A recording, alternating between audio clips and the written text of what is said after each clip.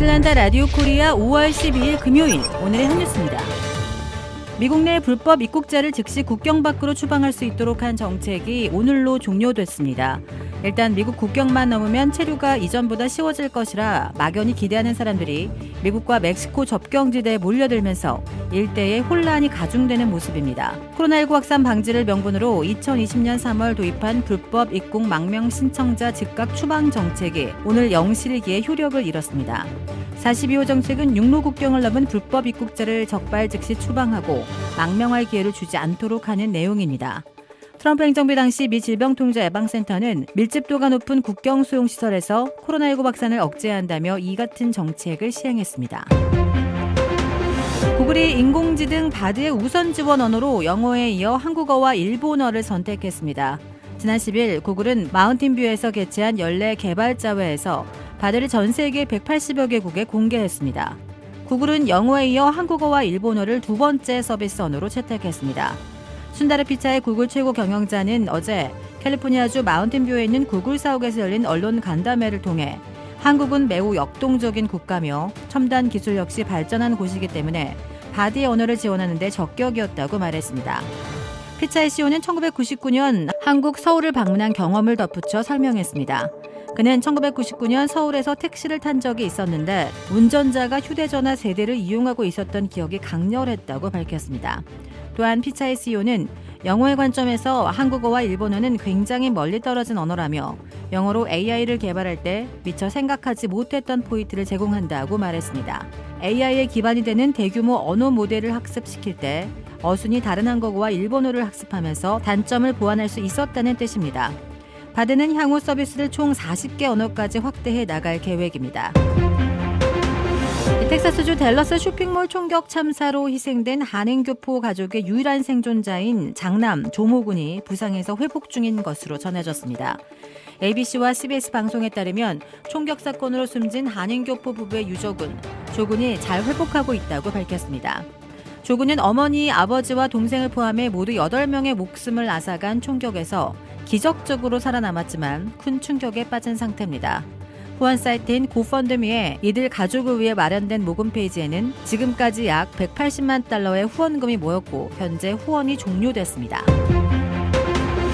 미국에서 이태원 참사를 다룬 다큐멘터리가 제작됩니다. 파라마운트 플러스는 CBS 방송이 운영하는 온라인 스트리밍 서비스 OTT로 다큐 제작은 See Now 스튜디오스 등 CBS 방송 관계자들이 맡습니다.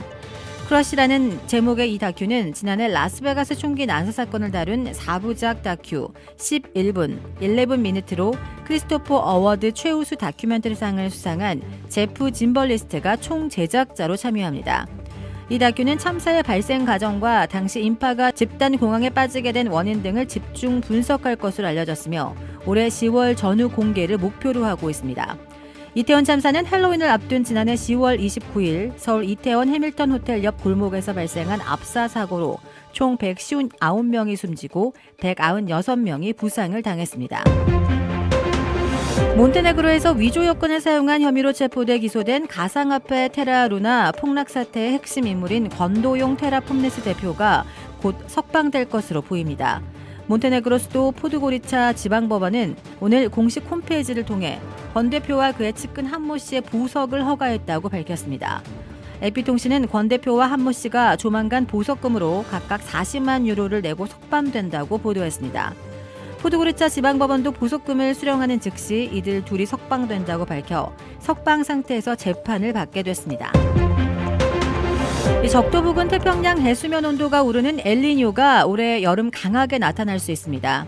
미 국립해양대기국은 적도 부근의 열대 태평양 수온이 빠르게 상승하고 있고 적어도 중간급 엘니뇨가 5월과 7월 사이에 시작될 것으로 보인다고 밝혔습니다. 미 국립해양대기국은 엘니뇨가 올해 7월까지 발생해 북반구 겨울까지 계속될 확률을 82%로 예상했습니다.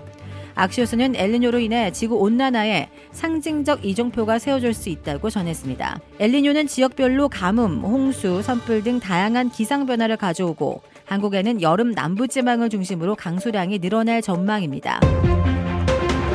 2022-2023 시즌 이탈리아 세리에 A 우승팀 SSC 나폴리가 2강인의 영입을 추진하고 있다는 보도가 나왔습니다.